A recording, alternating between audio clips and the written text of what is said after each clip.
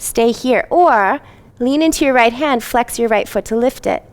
Stay here. Or left hand reaches over, grabs the knife edge of your right foot. Root again the knife edge of your left foot, the back foot down. Pull your left arm into your shoulder socket. Press down through your foundation and kick your foot into your hand. Spin, right belly, right eyeball, up towards the sky. Take 2 breaths.